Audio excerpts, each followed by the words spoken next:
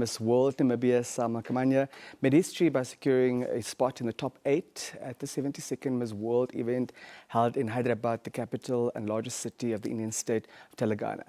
The prestigious title, contested by 107 other hopefuls, was awarded eventually to Miss Thailand. The first runner-up was Miss Ethiopia, followed by Miss Poland as the second runner-up, and Miss Martinique in the 4th place. We now catch up with Selma to hear more. Good morning, Selma, and welcome back to Good Morning Namibia. Thank you so much for having me, Denver. What an incredible feat. Massive congratulations. Thank you. Yeah, thank you for doing us proud and continuing to do so. Oh, thank you. What was the experience like for you? Oh my goodness, Telangana is a beautiful state in India. I learned so much. They have mastered the art of fusing modernism with the preservation of their cultural heritage. So I'm incredibly excited to have been able to have that experience and hopefully come implement everything that I've learned and contribute towards the development landscape of Namibia. So it was an incredible experience, a once-in-a-lifetime opportunity, and I'm grateful for it all. Yeah, we almost devoured all of our nails. It was so nerve-wracking, but we were so proud at the same time. Thank you. What did it feel like for you, standing there, hearing your name, representing your country and doing so well? Oh my goodness, I think that it hasn't even sinked in yet. I think that I've been go, go, go and on adrenaline ever since I got back. But I can say that it is truly something special. The fact that people trusted me enough to represent them. I mean, I wasn't standing as Selma.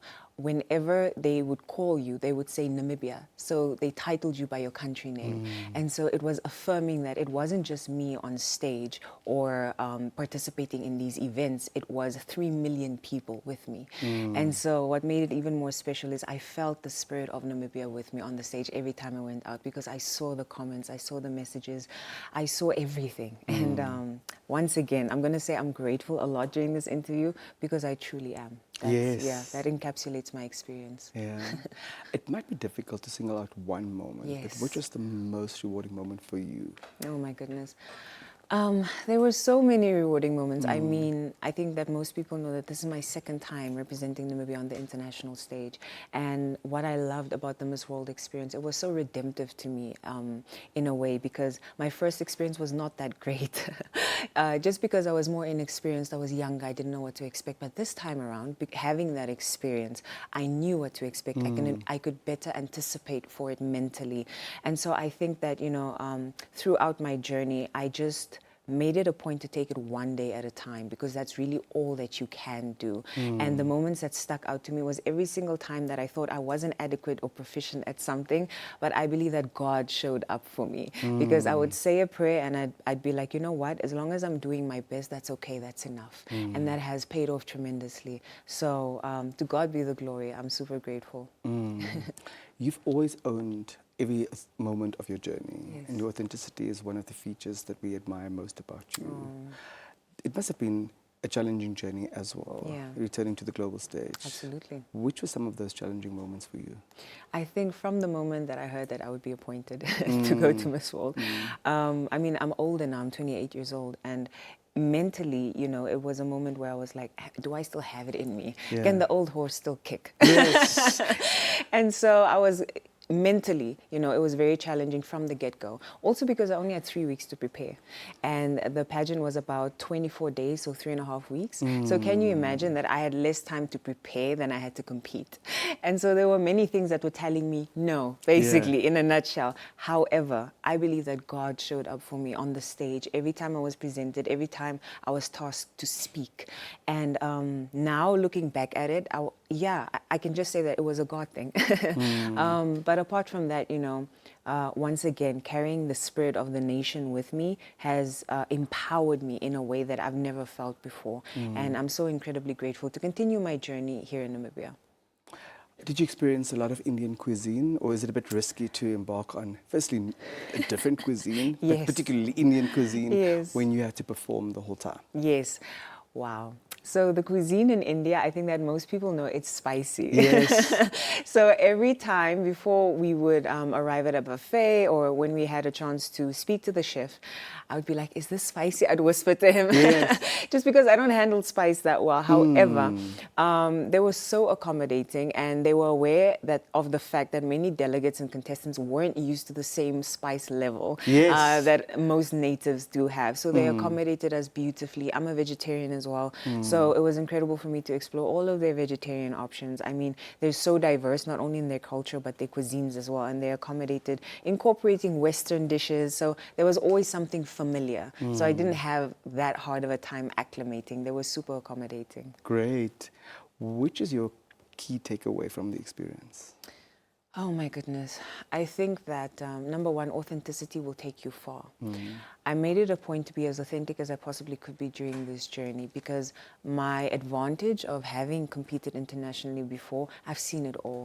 You know, I've seen the fake, I've seen the pretense, and I've seen what it requires of your character and the appropriation of certain things in order to do well. And I made a decision at the beginning of this journey, and I said, you know what? If you accept yourself, the world will adjust, and hopefully the world will accept that as well. But authenticity never goes out of style. So I made it a point from the onset, from the beginning of my journey, to be authentic, and then also to champion the cause of vulnerable leadership. And what that entails is, yes, we might look like we have it all together all the time, and that's okay sometimes, but it's not always like that. But I'm not shying away or afraid of mentioning the hardships that I've endured, because there's no glory without suffering, you know? And I believe that suffering produces good fruit. And so I'm not only going to show the incredible sides, I'm going to speak about the moments that were challenging to me, but I'm going to mention that despite the challenge, there was triumph. And the fact that I've triumphed means that you can too. Wow. And I'll make it a point to champion that moving forward during my reign. Thank you for making it a point. Yeah. So you were accompanied to India by your mom Yes. and by Team Miss World Namibia. Yes. Speak to us about how important it is to have home close to you. It means everything. And I think that it meant so much more to me this time around. I didn't realize how much support I really needed this time around, especially just because, once again, I felt unprepared. And oftentimes, you know, there were times where I'd sit and I'd question myself, am I doing the right things? Am I making the right decisions? Should I be trying harder in certain things? But, you know, every day you take it as you say a prayer, and you make a decision to go out there and try your best. And whenever I felt insecure in a certain area, whatever, you know, the fact that I had the ability to text my mom, text my spiritual parents, and be like, this is how I'm feeling today, please say a prayer for me, meant everything. Stand to in me. the gap for me. Stand in the gap for me, intercede for me, you know. Yes. That was priceless.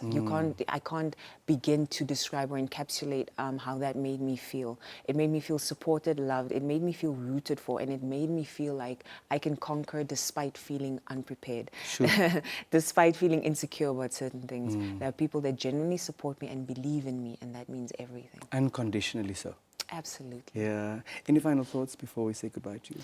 I just want to thank the Namibian nation. I mean, so many people have rallied behind me. You have no idea, behind the scenes, that haven't come to the forefront and said she supported us, you know. One of them being Honorable Sophia Shaningwa, you know, we had a conversation. Our Iron Lady. We had a conversation, and she encouraged me to go out there, do my best, and also represent the land of the brave, and mention all of the things that make us strong, resilient, and brave. And I think that, you know, it was accounted for in my final answer. And I was so incredibly grateful to have that opportunity to share not only what I thought about myself, but the spirit of Africa, but the spirit of Namibia, and what the spirit of Namibia has cultivated me into becoming and to being today. And so I'm just incredibly grateful for every single person, you know, my mom, my dad, that has pulled unimaginable strings for me in such a short amount of time. You know, he really rallied behind me and said, you know what, we're going to try to make this experience the best one that we possibly can for you. We could see the pride on his face when he welcomed you back in Namibia. I love him so much. The way that he has really stepped in and stepped up. Sure. I've never experienced before, and I'm so incredibly grateful. So my parents, my spiritual parents, Apostle Sidney Chaff and Prophetess Naomi Chaff, they've been praying for me, standing in the gap for me, interceding for me. My church congregation, New Breed, and then everybody else that has just sent a message of support and encouragement to me. That goes so far, and it means the world to a delegate that is tasked to represent a nation. It is a huge responsibility, and the fact that people have not only trusted me with the responsibility, supported me, but believed that I'd be able to do it and do it well, means everything. So I'd just like to send a special shout out, a special thank you to the nation of Namibia. In addition to that, Minister Sanet Steenkamp, you know, she took the time out to send a beautiful message of support to me, Minister Emma Kantema, everybody else, a lot of government officials that have reached out to me and just extended their support. Moments like this are priceless, and I'll remember it for the rest of my life. So what characterizes all of this is my gratitude. I feel like an incredibly blessed girl. We are eternally grateful for and to you. Thank you. And may your territory be increasingly enlarged. Thank you so much. May you continue to prosper. Thank you. Yeah, thank you very much. Thank you, Denver.